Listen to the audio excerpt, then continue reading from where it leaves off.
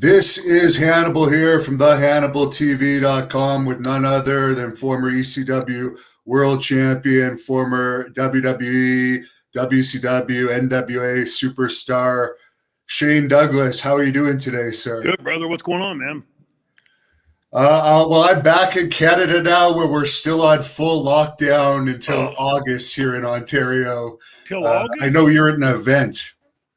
Yeah, we're down in Evansville, Indiana, and I stopped at a place today on the way, just instinctively, out of habit, pulled my mask up, and next thing I know, I walk in and everybody's inside has no masks on. So it was pretty nice, nice feeling of freedom. I understand your bookings have been picking up where you've been booked almost every weekend in recent months. What's it like to be getting back into it after the time off? Oh, what a great question. First of all, for us that spend our lives on the road, it's being locked down and not being able to go out and perform is like getting your right and left arm cut off. So to finally be back out there with real fans, the fans are excited. There's an exuberance in the fans, I think, just for being able to get out again. And, to be able to perform in front of them again, that's our life's blood, right? Being in front of the audience. And so to get that and have that kind of feeling and feedback from them is great. There's a fan on here, Mike, that wants to know what were your thoughts on the passing of Bam Bam Bigelow? You had that classic ECW match with him. Oh, Scott was, for the guys in the business know that when I talk about Scotty, I call him my big brother. Chris was my little brother, and mostly because of size stature, right? Chris was shorter and Bammer was the giant he was. But Scott, you've been around the business long enough. The boys, there's some guys you just have friendships with, and that's great. And there's others you don't get along with. And then there's some guys like Bammer and Chris that were literally like your brothers. I had a great brother. I got great sisters. It's not like I needed more in my family, but we were all on the same wavelength, easy to travel with. None of us was going out and partying after the shows, that kind of stuff. Scott stayed a little more private. He, always wanted to stay like at a hotel close by. Chris and I and Tammy and Francine would go out running around and, whatever city we were in. But once we were in the buildings, it was seamless. There was never any issue of who's doing what or, positioning or that, I should talk more than this one or that one. But the reason I called him my big brother initially was he was the only person that called me Troy in the business. Everybody called me Shane, God, since I was a kid in the business. And my ex-wife even called me Shane because she wasn't well versed enough to turn it on and off. She didn't want to be in front of fans and end up calling me Troy. And so the only two people on the planet that I always joke about that called me Troy was my mother and Bam Bam Bigelow. When Scott passed, I've been trying to connect with him for a couple of years, and I'd get a phone number for him. It'd be no good. Then it would take me 6 months to get another number. I'd get that, and they would, tell me how he just left the day before, things like that. It was just this constant hurried rush, and he was out trying to find, reconnect with his family. And when I got the phone call that had happened, it broke my heart because the last time I saw Scott, we were on a show for Frank Goodman in New York. And, it was a real hot August day, I believe, fall sometime, but really hot.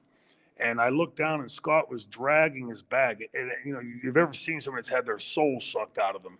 That was Scott. His shoulders were slumped and he was just dragging his bag behind him. And he walked by me and didn't say anything. I said, "Hey, you walked by your brother without saying hello?" And he stopped and looked at me and he went, "Hi, Troy." And he kept dragging his bag and he walked in and sat down, chair pulled up to a wall and put his head against the wall. I walked up. I said, "Anything you want to talk about, big man?" He went, I was heartbroken for him. I had no idea what the issue was, but, it was just painful to see somebody that you love in that situation. So for Chris and Bam Bam, we've all been hit, with very close friends we've lost in this business. But for me, Chris and Bam Bam are on a Japanese tour. They're booked overseas somewhere because I can't think of them in that way. thrilled and honored to have had the opportunity to have them as partners with the triple threat and what we created with the triple threat. And two guys gone way too soon. The business took a hit when those guys dropped. Definitely. Bastion Booger wants to know your favorite XPW moment. And there was another question. Do you still have the XPW title? I do still have the XPW title. My favorite segment that I can recall off the top of my head of XPW was when we had brought Chris in, and he and I were getting ready to work the angle. Again with Chris, I was always jealous of Chris in this way. Chris was one of those guys, and there's a sliver of them in the business that can, be dead asleep over in the corner. You wake them up and say, "Hey, your music's playing." They go to the ring and have a 5-star match. I always had to really think it through and dig into it and twist it around a little bit and chew it up and digest it to be able to get it. With him coming in like that, and obviously having Tammy there, and I had Lizzie Borden with me in XPW, it had all the chemistry for the right makings to do some good business. As far as the most important championship you've ever won, would that have been the ECW championship? Without question, because, and that's not to minimize any of the others, that my first title was the UWF TV title, and that was thrilling. I was a kid, didn't know what the hell I was doing, but at least it told you in your head you're being figured into the business side of things. The ECW belt, though, was different. I remember Paul distinctly telling me, never use World with the Eastern Championship belt, because we knew it was a regional title. But the night that we threw down the NWA title and elevated Eastern to Extreme and the belt to World status, there was, first of all, there were exponentially more responsibilities, interviews and things like that. A lot more demands for time from Japan and other places. And that belt, for better for worse, is what will define my career. So, the night of throwing that belt down, I always talk about this, there was no guarantee. I mean, in hindsight, sitting here in 2021, we can look back and say, hey, it worked. It got ECW over, and it set us on the trajectory that became ECW legend. But at that time, at that moment, throwing that belt down, the NWA was still recognized, even though it had been out of business for quite a while, was still recognized as the most prestigious belt. There was a lot of baggage that could have gone with it. And if it had gone the negative way, that could have sealed my career. So it was a hell of a gamble that paid off for me, for ECW, and certainly the most special belt that I've ever held. What do you think about the NWA? When Billy Corgan first took over, they had a lot of hoopla, but it seems to have pretty much fizzled out, and they've let Nick Aldis hold this title. I can't even remember the last big match he had. It may have been against Cody Rhodes a few years ago, but they seem to have dropped the ball on something that seemed to have a good start. Yeah, they seem to have some buzz. I was excited for it.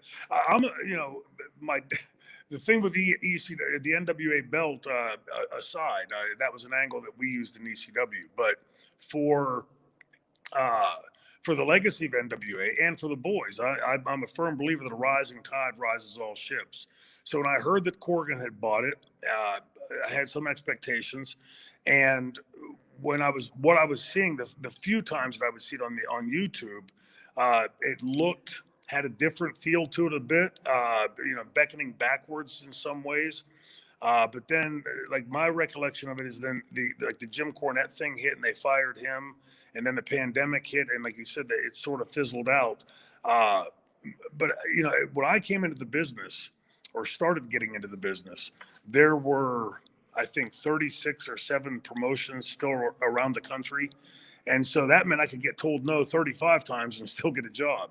And once you got your foot in that door, you could do the 6, 8, 12-month run, wrap up there, loser leaves town, whatever, go to the next one, the next one, the next one.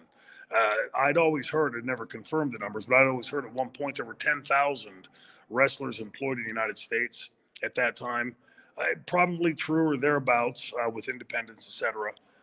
But now you're seeing 100, 150 employed by WWE I don't know how many AEW has, 50, 60, I'm guessing. So we're talking about hundreds compared to 10,000s of people that were making a good living from professional wrestling back then. So, it's the yin and the yang, but, the business has gone places that none of us could have imagined back then. But it's also had a very negative side. If you've watched any of the Dark Side of the Ring stuff, you can see there's an awful lot of darkness around it as well. Have you seen any of these Dark Side of the Rings? I've found some of them are quite biased. Yeah. I'm wondering what's your opinion on them? Well, they're going to be, right? I mean, in anything that's a written program, you're going to have the writer's bias and the directors and the producers and all of that. But the one thing that I did notice was, was that the few that I've watched maybe 3 episodes of them completely. That I was learning things that I hadn't heard before in some of them, and other things, confirming things that I had heard or that I knew firsthand. So, but I think the good side of it is that, and it's a little aside, but when you see, how well they're doing with their ratings on it, and the A&E biographies on Macho and Roddy and all those guys, that you can see clearly, and we've talked about this 1,000 times, with the massive audience that has left professional wrestling or sports entertainment. They're still out there. And I think that's who's tuning into those things, to beckon back to those stories that they remembered as kids, hearing something about, in the case of the A&E Dark Side of the Ring, Vice's Dark Side of the Ring, excuse me, or, beckoning back to watching. A good friend of mine called me to ask about if I'd been watching biographies, and he said he spent his whole Sunday watching all of them. I said, why would you waste the whole Sunday doing that? And he said, these are the guys that I grew up loving. So when you see them beckoning back to those things, it's bringing those fans back to the table. But in my honest, humble opinion, I don't see those fans coming back to watch that and then saying, hey, let's tune into Monday Night Raw and see what's going on there. And if they do, they're going to tune out very quickly. I am flabbergasted at how badly the industry en masse, in toto, is missing it right now. When you watch, you turn on the channels, if you weren't well versed enough in the guys' names and the ladies' names, other than the colors that are used in the setup of the building, I mean, obviously WWE is going to have a much bigger arena, but when you flip through them, there's almost no difference between product to product to product. And still none of those fans coming back, and we keep seeing Vince's ratings go like this. So, I mean, I said this jokingly 15 years ago, are we just going to ride this out until it goes to zero? Or is somebody out there going to have the wherewithal and the forethought to say, maybe we should try some genuinely different trajectory? Yeah, I think they did their second lowest rating of all time this week, 0.45. Wow.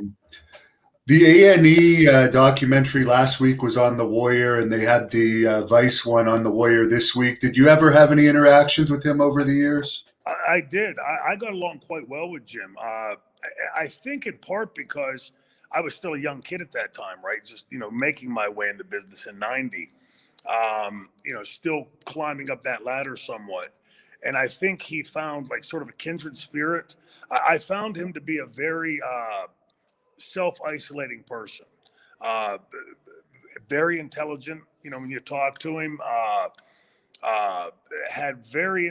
he would say things that you wouldn't expect the Ultimate Warrior to say, right? Because it wasn't him; it was Jim Hellwig that was saying those things. But I remember one night specifically, and it really taught me some things and struck me as like how predatory the business can be. We were in Cleveland, Ohio, and the bar had been closed that night. It was a Sunday night, and they'd opened it up for just the wrestlers. And, so it was one of these little lobby bars. And so all the boys were milling around this little bar, and the phone rang. Hogan and Savage were standing over to my right, and the bartender took and went behind the wall, came back out and called Terry, over the phone. And Terry went and got on the phone. After I saw him like roll his eyes at Macho, and then went behind the wall for, I don't know, 5-10 minutes, and came out and said, I need to go upstairs and babysit I forget, like he had some kind of nickname for him, like Babysit the Baby or whatever, something like that. And he was up there for a while and came back down maybe a half hour later, 45 minutes later, and said something about taking too many steroids and he's freaking out again.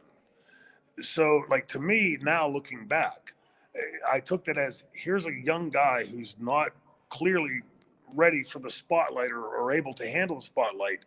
You're like the guy that should be leading him, right? I mean, you're the guy that's been in that spotlight and you know all the pratfalls that can go with that and pressures.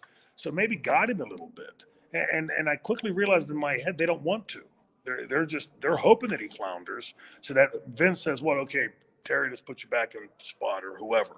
But you know, eye-opening for me as a kid. Joker Fish would like to know your favorite city to wrestle in on the road. On the road, I was obviously going to say Pittsburgh because every time the first time I wrestled in the Pittsburgh Civic Arena, to me it was like magic. This is where I was, you know, kid sitting right back over there, and you know, used to watch all my heroes, and my dad used to take me, so it was like, you know, like a really special place for me to finally have wrestled there. The Garden was another because, you know, you grow up hearing about the mecca of professional wrestling in Madison Square Garden, New York City. For me, though, being on the road, and I know this is going to be sound self-serving, but I mean it from the bottom of my heart. The ECW arena to me, as filthy, dirty, I mean, raw sewage coming out of the bathrooms and stacks of old newspapers in the back and rats running around back there and everything. Real rats, not the other kind. There was and it sounds cliche, but there was a magic in that building. You know, looking back, I'd never seen that kind of enthusiasm in fans before then, and I haven't seen it since en masse. You know, you'll see it in spurts in places, but not that start to finish. You know, some of those shows, I believe we used to start around 7:30.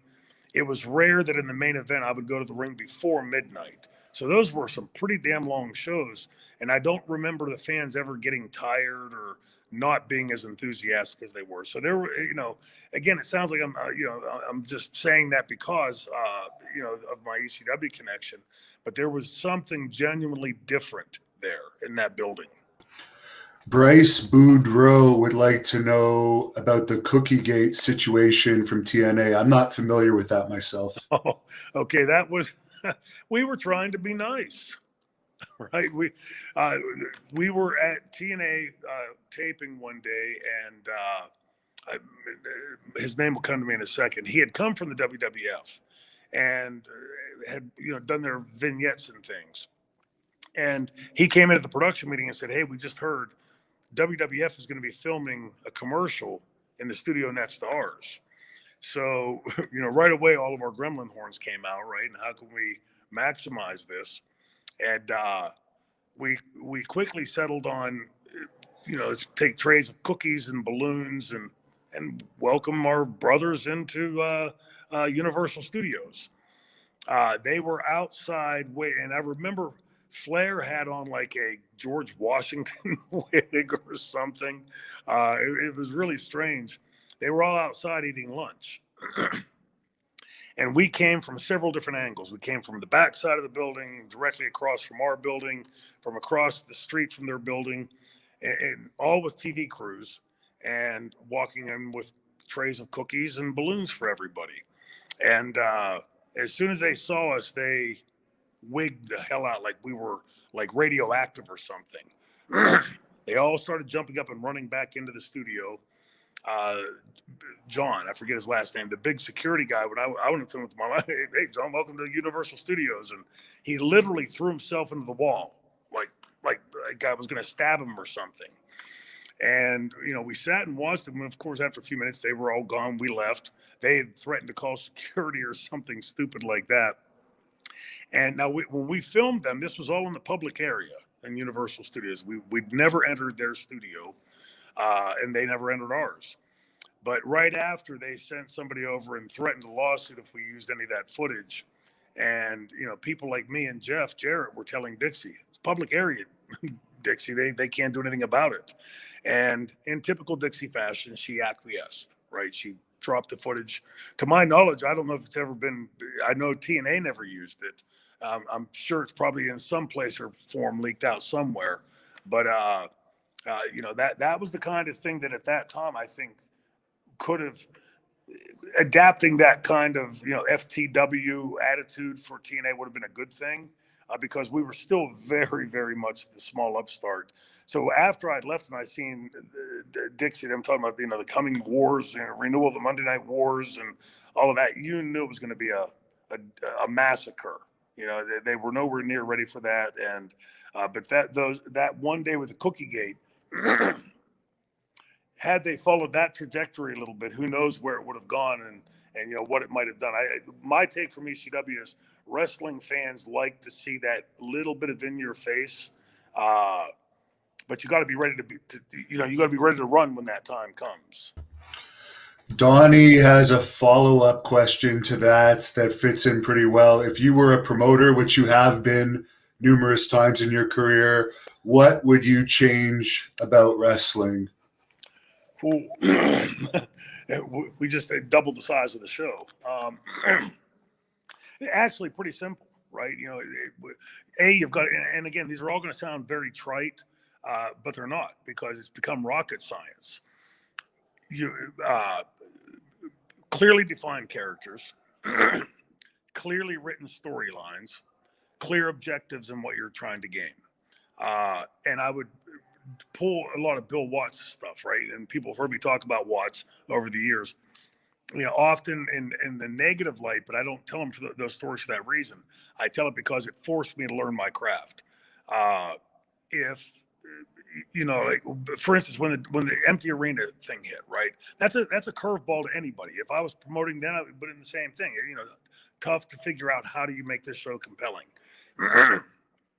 Well, AEW's got a roster full of kids that the masses, those 50 million that have tuned out of professional wrestling, are largely unfamiliar with. So how about you take the first half of the show or first 20 minutes and introduce us to this character? Explain to us what makes Pac pissed off at the world. Explain to us why Hangman wears denim and dresses like a cowboy. Is he really a cowboy, or is that a wrestling gimmick? Then at the end of that show, have a good 10-minute match between these two. At least now you have some semblance of buy-in to why you're liking or disliking these characters. And that was, the question was asked to me at that time live on my podcast, and I've never given those questions beforehand. And I said, that was just off the top of my head. If you gave me an hour or two to sit down, I could come up with probably 20 or 30 more things we could do. But the other big thing to me today, it's a big stickler to me, is because this was drilled into my head nightly. Be different, kid. Find a way to be different. I can hear that echoing in my brain even today.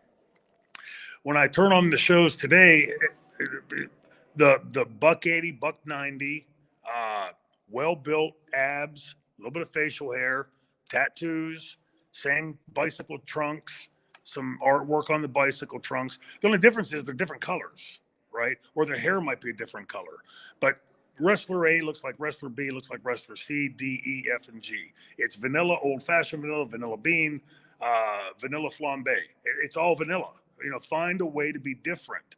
You know, and I can already hear the stickers that go, well, this guy's bigger, or this guy wears different trunks.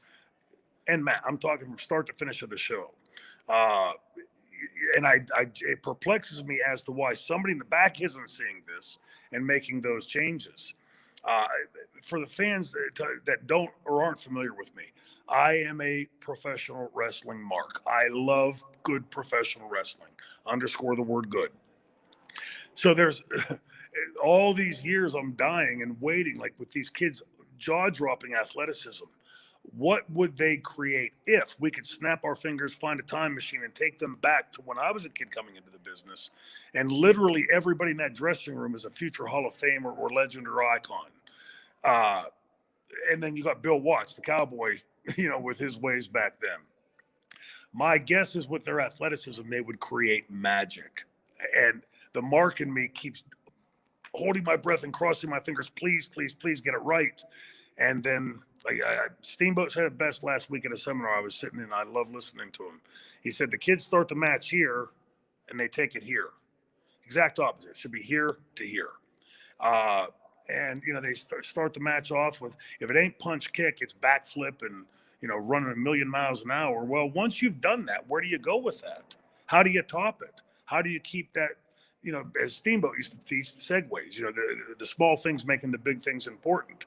If everything is just a huge, incredible athletic spot and move that just keeps going, where do you take the match from there? Where do you tell the story in there? And that's all been lost.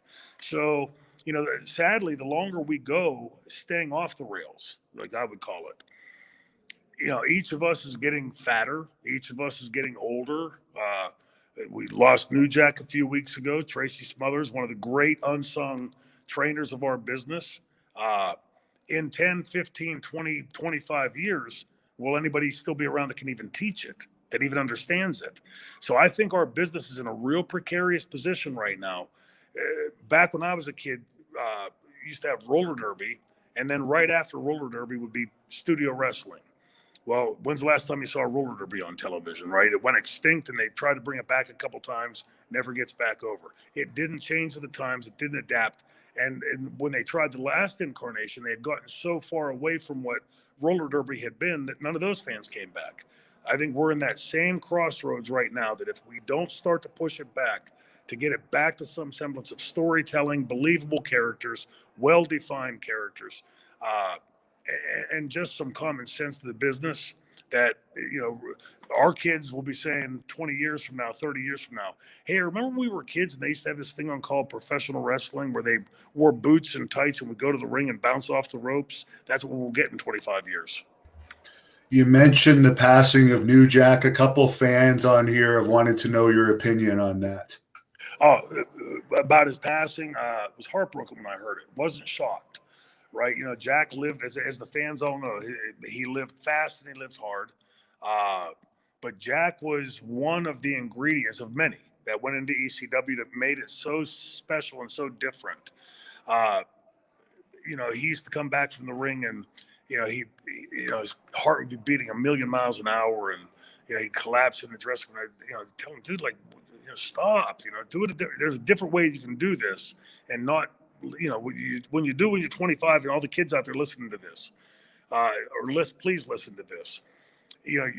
There was a time you could drop us off of the buildings, or Jack diving off of God knows what, and get right back up and go to the back and have a beer, and nothing hurt.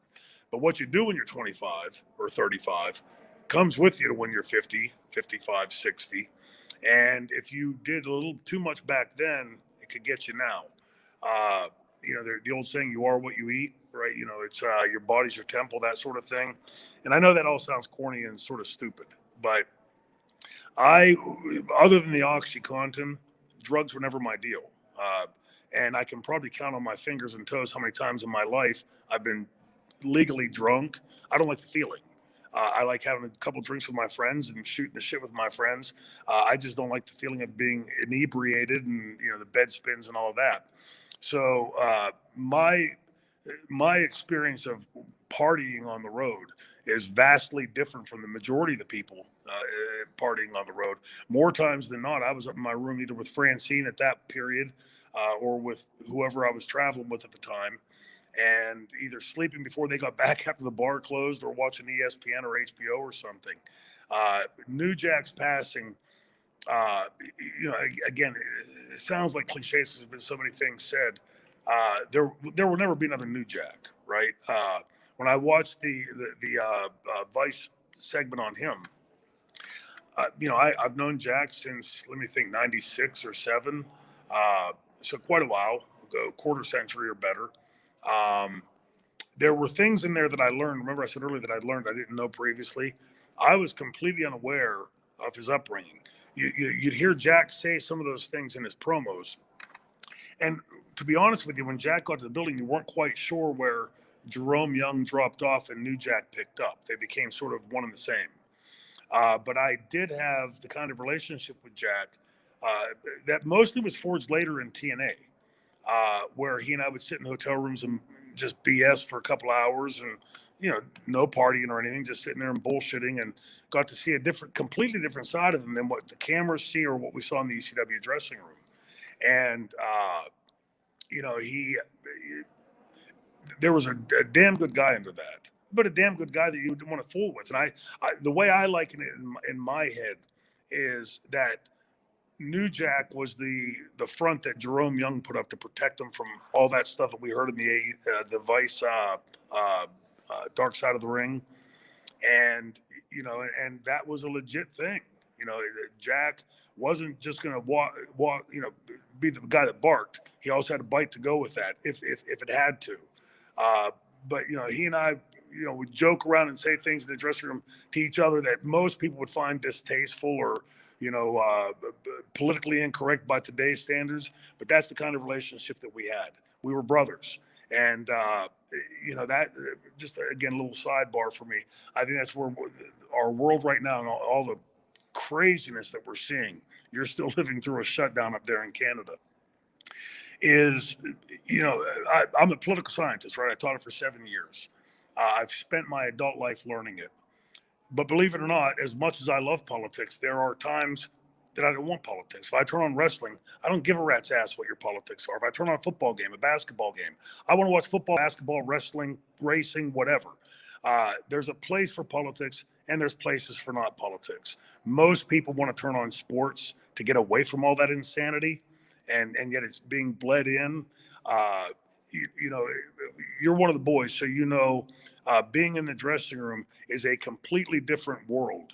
One time in an ECW promo, I used the antiquated, and from the old world, the inner holy of holies, right? This is the one place we can go and still be us. We can let our hair down. We can say whatever we want to each other. We can fight. We can kiss, hug, whatever. That's our inner sanctum. And Jack and I had a special kind of relationship there. And so for his passing, to answer the question, finally, I was heartbroken to hear it. Not shocked, but heartbroken. Matt says he was at the Great American Bash 2000. I guess you may have fought the wall there because he's asking if you have any thoughts on the wall. And he also wants to know if you enjoyed wrestling in Baltimore. In Baltimore's always great, right? I loved going there once I became a heel because as a babyface, your Baltimores and your Philadelphias and your New Yorks and the Trentons, they hated baby faces, right? So they didn't matter how hard you worked, they were just going to chew you up. But I always loved working in Baltimore, especially after becoming here, because the crowds were always so alive. Jerry Tootie, the Wall. In this business, you hear the term, well, he's a big guy. Jerry was one of those guys that was massive in just stature and his physical size. He wasn't a giant, but probably in the range of 6, 8, 9, 10. I mean, big guy. But his shoulders were like so wide as well. Just a big man. That was an incredible athlete. And I first met Jerry in ECW. He was friends with Bam Bam. And Bam Bam brought him there. He worked, I think, once or twice in ECW and then popped up in WCW not long after that. And so later when Bammer and I went there, we all fell back in together. Jerry was a good guy. Just loved wrestling and loved being around it. Very quiet guy. For as big as he was, you don't usually expect that with the bigger guys. But I think he was just, even though he'd been around the business for some time at that point, he was still enamored by the business. It was still magic to him. And, there's an innocence to that some will take advantage of. For me, it was sort of cool to see. And he and I traveled one time because WCW back then would throw us on the road and, fly us into point A, and we'd travel around to BC, halfway across the country. And back then, sort of dated ourselves, I guess. He had one of those portable CD players, DVD players. And we're driving down the road, middle of the night, and he's got Pink Floyd, The Wall, and the movie. And I remember sort of trying to drive and keep my eyes on the movie, to follow along with the movie. But that was what it was like hanging out with Jerry. He was very laid back.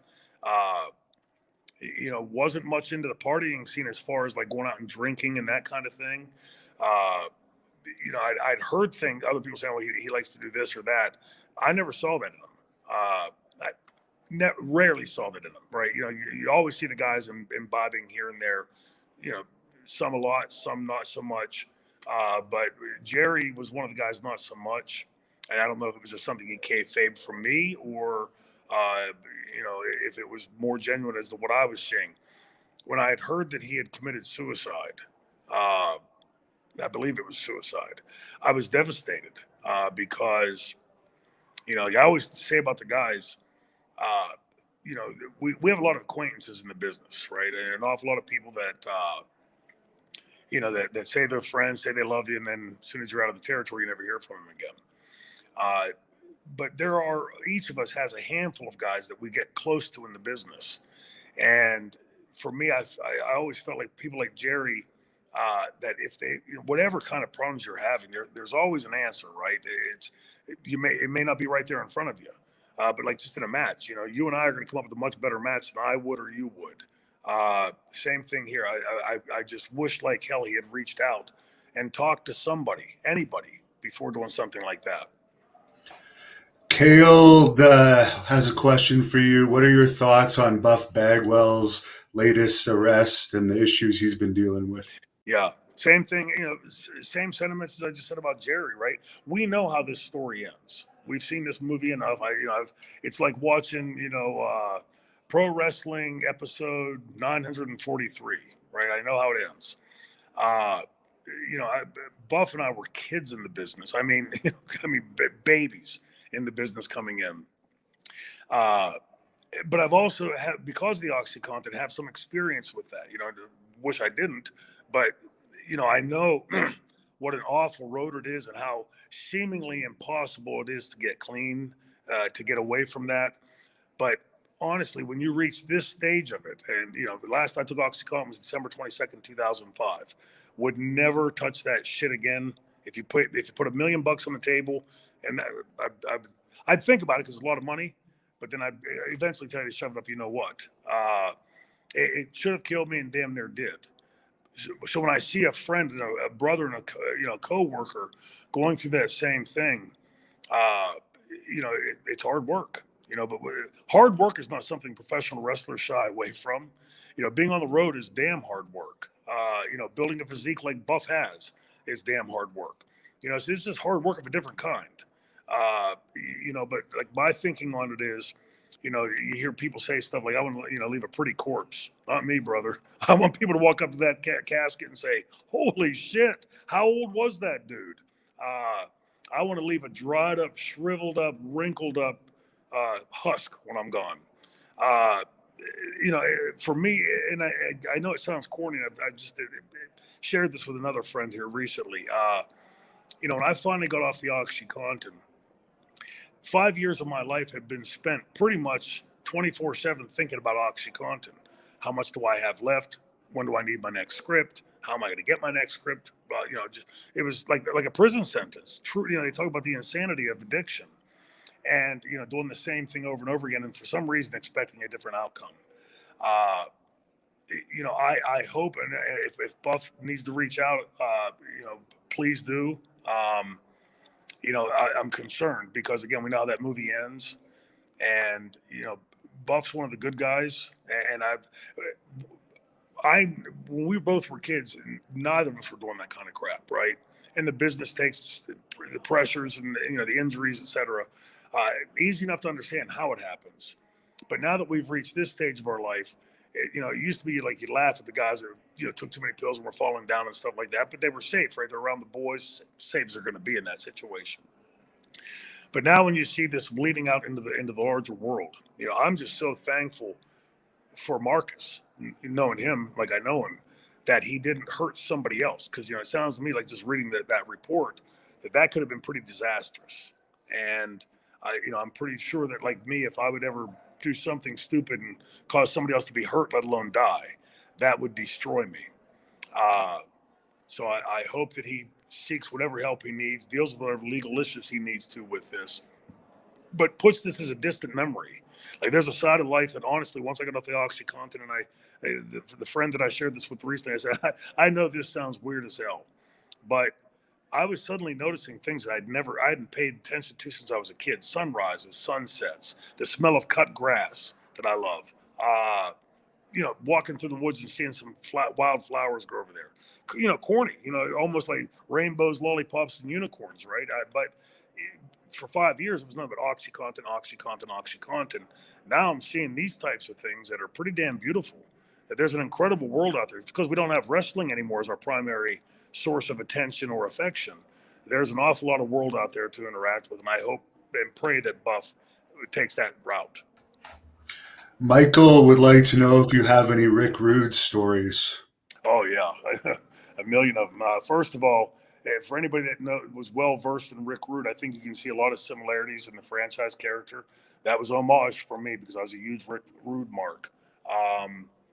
The back when he was doing that in WWF in the 80s and 90s, the swivel of the hips and the abs and the bringing one of the girls in, from the audience and laying her down and all. That was so different at the time and so cool to me as a kid watching. So later when I got to work with him and then learn from him and then work with him, like outside of the ring, you saw a side of Rick that you never saw in the ring, right? That was the character. He was a guy that was brilliant on bodybuilding and supplements, legal ones. He would tell me like, diet, that protein powder is shit, take this one, that kind of thing. But he had a mind for the business, and people don't often think this way when they talk about psychologists. Rick really understood the nuances of a heel getting heat and getting a babyface over. In fact, years later in ECW, there was one that I'd worked with Pitbull number one, or two rather, quite often, right? Brain fart. Throwing too many names around now, but Pitbull number two, right? The bigger bald one. His name will pop in my head the second chair shots. But when he finally got into the comfort zone of trusting me, those were some of my better matches of my career because I was so at ease and I had this big cock strong guy that could throw me around, could do pretty much anything and athletic as hell. That once I was at ease, he was at ease. So it was like, sort of us, now became a dance. We're dance partners. And, we always had good matches. And Anthony Durante, how I could forget that. But anyway, he, one night we were in Trenton, New Jersey, Trenton, CYO. And we were doing a 6-man tag, and I gave him a spot and the spot would be I'd slide through his legs, leg diving, surfboard on his back for a second, run my mouth. A couple seconds later, when I try to do it again, he stops me, catches me up at a choke slam, slams me, and then presses me over his head and throws me to the floor to Bammer and Chris. He got it, walks away. Comes back a few minutes later, and he'd never done this before. He said, Shane, I was thinking about that spot. I think it makes me look stupid. So it doesn't make you look stupid. And I explained the psychology to him, blah, blah, blah. And he okay, and he leaves. A few minutes later, comes back again, goes, I don't know, Shane. I think it's going to make me look stupid. And I said, explained it to him again. I'm thinking, this is strange because he never asked me, never questioned me on a spot ever before that. So about the 4th or 5th time this goes on, I followed him over to his dressing room. There were a bunch of smaller dressing rooms there with doors and things on them. So I followed him over, and he goes in and closes the door, but leaves it cracked. So I look in the crack, and I'm listening. Rick Rude's in there with him. And Rick's saying, he's going to make you look silly in the ring. A good heel would never do that. So we go out to eat afterwards that night. Again, my reverence and respect for Rick, plus respect for being a badass, right? And I said to him, as far as, the spot, I said, hey, what was the deal tonight with Anthony? And he said, a good heel would never do that. And I said, well, I'm thinking, okay, it's coming from a pretty great heel. And then he cut to, he went straight from that to, you're a shitty fucking heel. And I said, okay, Rick, I'll bite. Why am I a shitty heel? And he said, because a great heel has more heat in their hometown than any place else. Beckoning back, he's right, to old school philosophy. In ECW, we used Pittsburgh as sort of like the inverse universe because I'd been wrestling for years at that point, 11, 12, 13, 14 years, give or take. I forget exactly what year it was. I'd been a world tag team champion. I'd been a TV champion. I'd held several titles at that point. And I understood what Paul was doing. We can go to Pittsburgh and do angles that we can't do anywhere else. That won't make sense any place else, but we can do them here. It's sort of like Marvel Comics used to have the What If comic books. And no matter how I tried to explain that to Rick, he just was so old school. He could not fathom it being done a different way. But the funniest story I can tell you about Rick was the night, funny to an extent. We were in Reading, Pennsylvania doing taping. This is the night that I got attacked by a fan, and I think Rob Van Dam got attacked by a fan. So we wrestle Tommy, me and Francine wrestle Tommy and Beulah. They go over, and I think Beulah pinned me, of course, if that's the same match I'm thinking. And afterwards, we're getting post-match heat on them. Rude hits the ring, right? Because this is when he was there to fuck with the franchise. Excuse me. So Franny and I powder out the back of the ring and split the posts to meet, in my head, meet back up in the alleyway and get the hell out of here. So I get back to the entrance. When I turn around, no Francine. I look back and she's stuck on the back side of the ring. I'm probably 50 yards from the ring, and I could see Rick Rude's face beat red like this time cue up here, right? His face is beat red. He's, get your bitch out of here, just ready to explode. That was Rick, right? We're out here in front of the audience. We kayfabe in front of the audience, and in his mind, she's making me look like shit. Again, beckoning back to that old school. So, great guy, learned a ton from him, and another guy gone way too soon. Will C would like to know how your relationship today is with Ric Flair. No relationship. I had done the best I could to try to make amends with him in two ways. After his son Reed died, a few weeks later, we were on a show in Ross Traver Ice Gardens in Pittsburgh. And I walked up to him. I said, first thing I said was, Rick, all of our past behind us. I said, my heart breaks for you, brother. I can't even imagine what you're going through. And the next time was whenever a couple of years ago when he had the big health scare. I'm online, and I didn't get a call from anybody. I'd gotten, was online and saw like everybody else was seeing it, and posted up on my Twitter account. And I meant it then, and I mean it now. We have seen enough of our brothers and sisters put into graves way too early. I mean, we talked about just in this short time. So, I wished him well then. I sent prayers for him, the whole thing. And then sometime after that, I see him, started burying me online again. So I think it's just a dance that Rick likes. When we're face to face, he's a pussycat. I've always had reverence for and respect for Rick's in-ring work. Him as a man, not so much. I don't expect him to be perfect. I'm far from perfect.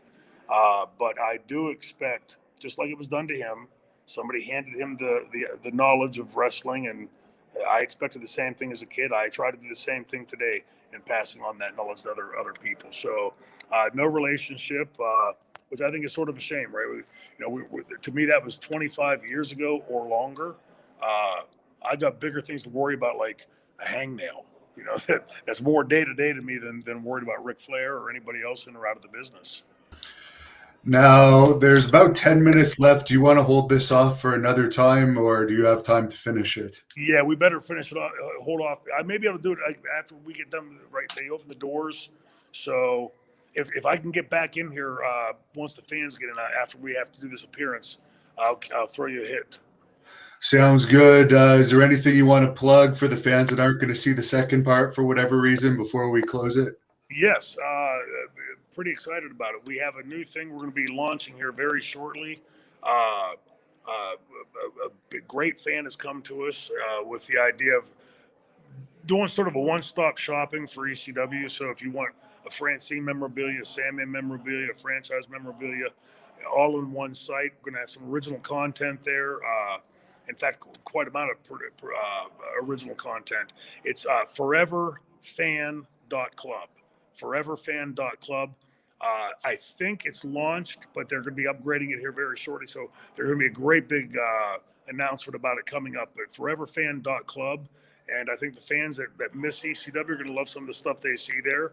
And it's just getting off the ground. So the original content's going to be ready to go shortly.